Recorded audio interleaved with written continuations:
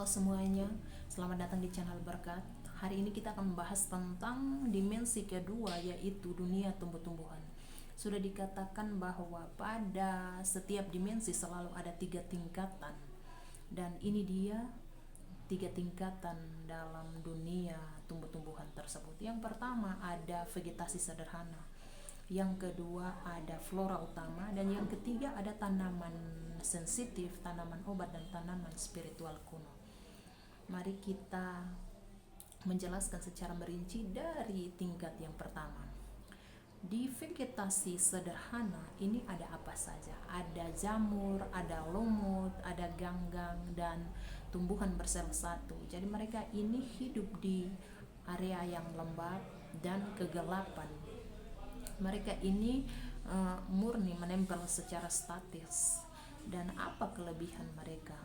Mereka ini masih memiliki kelebihan di tingkat bawah atau tingkat pertama, yaitu mereka memiliki kesadaran bertahan hidup yang sangat primitif. Jadi mereka masih belum memiliki insting seperti yang ada di tingkat kedua nanti, yaitu mereka bisa tahu, punya insting lah, oh cahaya matahari datangnya dari sebelah sana, jadi mereka bisa mencari matahari dari sebelah sana. Terus oh ini ketika kita mengancam dengan melukai batang mereka, mereka bisa bereproduksi dengan cepat seperti itu. Jadi mereka ini masih murni memiliki kelebihan di tingkat bawah atau tingkat pertama tersebut. Tetapi mereka sudah mendukung, kehadiran mereka begitu mendukung tingkat di atasnya. Jadi dukungan mereka itu berupa apa? Yang pertama, mereka itu sebagai pembuka jalan dan pembuat tanah.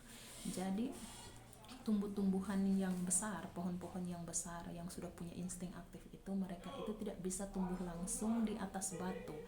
Jadi jamur dengan ganggang ini, mereka ini mengeluarkan zat kimia untuk menghancurkan batuan tersebut, lalu mengubahnya menjadi tanah yang gembur selama ribuan tahun, agar mereka bisa menyediakan tempat atau karpet berpijak bagi pohon-pohon besar, sehingga akar mereka bisa menancap dengan kuat di dalam tanah.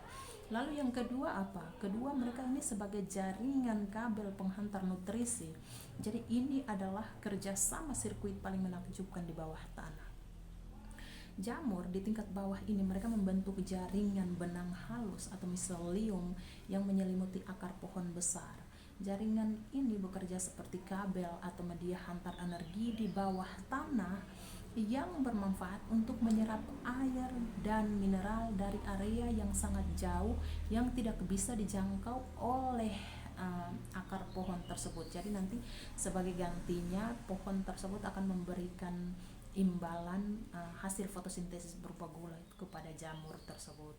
Lalu yang ketiga, mereka ini sebagai pabrik daur ulang makanan atau dekomposer. Jadi bayangkan di dalam hutan itu, jika tidak ada mereka yang menguraikan ranting-ranting, daun-daun, dan hewan-hewan atau binatang-binatang hutan yang mati itu, bayangkan itu hutan itu selama beratus-ratus, beribuan tahun itu akan penuh dengan ranting, daun, dan pohon-pohon di hutan pun akan mati kelaparan karena tidak ada nutrisi. Jadi tidak diurai oleh mereka, maka tidak ada nutrisi untuk pohon-pohon besar tersebut. Jadi seperti itu ya. Maka mereka ini bermanfaat dan mendukung tingkatan yang di atasnya. Oke teman-teman, kita lanjut ke tingkatan yang kedua. Di sini ada vegetasi sederhana. Oh, ada flora utama. Flora utama itu berupa apa? Semak-semak, tanaman bunga, dan pohon-pohon besar.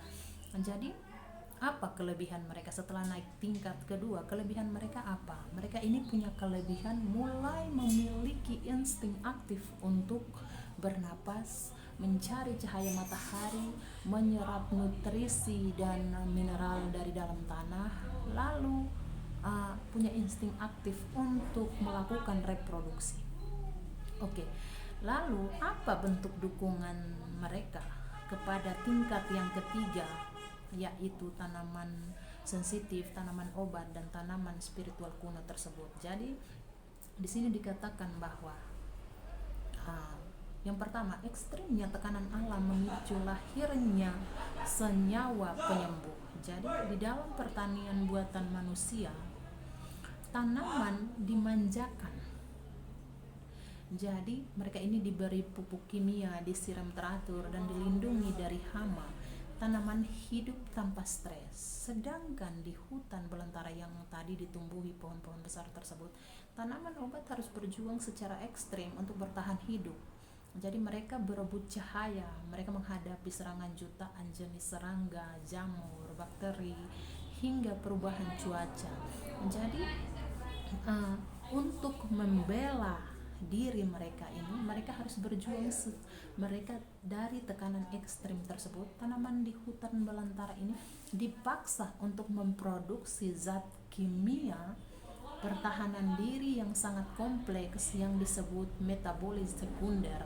Jadi ada beberapa zat-zat kimia yang dikandung oleh tanaman obat tersebut yang ternyata bisa diperoleh dari tingkat kedua atau tingkat di bawahnya itu. Jadi itulah bentuk dukungan mereka ya.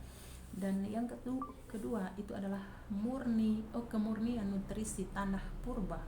Jadi tanah di ladang buatan manusia itu seringkali sudah kelelahan, terkontaminasi bahan kimia dan kehilangan siklus alaminya. Sedangkan di hutan yang dipenuhi oleh pohon-pohon besar, tumbuh-tumbuhan besar atau di semak-semak, itu tanah itu kaya akan tanah humus purba. Mereka ini terbentuk dari pembusukan miliaran ton kayu, daun, dan kotoran hewan yang selama ratusan tahun. Jadi lapisan tanah ini menyediakan mineral mikro yang murni, seimbang, dan lengkap nutrisi murni dari tingkat dasar. Inilah yang diisap atau diserap oleh tanaman obat untuk membangun molekul penyembuhan yang sangat peka dan akurat. Jadi itulah bentuk dukungan mereka. Jadi mereka itu rata-rata tanaman obat ini tumbuh di tempat hutan belantara ya, di tempat-tempat yang ada pohon besarnya, contohnya seperti jahe, kunyit, dan temulawak. Ini adalah tanaman-tanaman yang sebenarnya mereka tuh tumbuh liar di hutan belantara yang kemudian kita budidaya, kita tanam di kebun-kebun kita. Jadi seperti itulah. Yang ketiga, mereka ini membantu apa? Dukungan mereka itu berupa perisai frekuensi. Jadi kanopi pohon besar. Jadi banyak tanaman obat dikategorikan sebagai tumbuhan bawah atau understory plant. Jadi mereka tidak dirancang untuk hidup terkena sengatan matahari langsung yang terik atau angin kencang. Jadi pohon-pohon raksasa di hutan belantara mereka bertindak sebagai perisai pelindung atau kanopi. Mereka memotong intensitas cahaya, mereka menjaga kelembapan udara, dan menstabilkan suhu hutan. Di bawah keteduhan dan kestabilan energi pohon besar inilah tanaman obat mendapatkan ruang suci. Jadi mereka mendapatkan ketenangan untuk mematangkan getaran dan frekuensi molekul obatnya tanpa mengalami stres kerusakan sel. Jadi itulah bentuk dukungan pohon-pohon besar atau tingkat kedua itu terhadap tingkat yang ketiga. Lalu yang keempat, ini ekosistem hubungan yang sangat utuh. Jadi hutan belantara ini adalah sebuah sirkuit jaringan kehidupan yang utuh. Jadi akar-akar tanaman di hutan mereka ini saling terhubung melalui jaringan jamur bawah tanah yang bertindak seperti internet alami bumi. Jadi melalui jaringan ini tanaman obat itu tidak hidup sendirian. Mereka saling berbagi informasi, energi, nutrisi, dan sinyal dengan pohon-pohon besar dan semak-semak di sekitarnya. Jadi keterikatan ekosistem yang murni dan padat energi inilah yang bisa ditiru oleh kebun buatan manusia di perkotaan. Oke, jadi kesimpulannya dari tingkat yang kedua ini, bentuk dukungannya itu adalah mereka itu pohon-pohon besar yang tumbuh di hutan belantara itu mereka itu merupakan manifestasi dari energi materi bawah atau tanah. Jadi dan energi kehidupan. Jadi mereka ini gabungan antara energi yang ada di dimensi pertama dan energi yang ada di dimensi kedua. Jadi mereka berinteraksi secara murni tanpa intervensi ego manusia, ya. Jadi ego manusia, jadi pohon-pohon bentuk dukungan mereka itu, tanaman obat itu sengaja ditaruh di hutan biar mereka itu bisa hidup dengan tenang tanpa adanya gangguan manusia.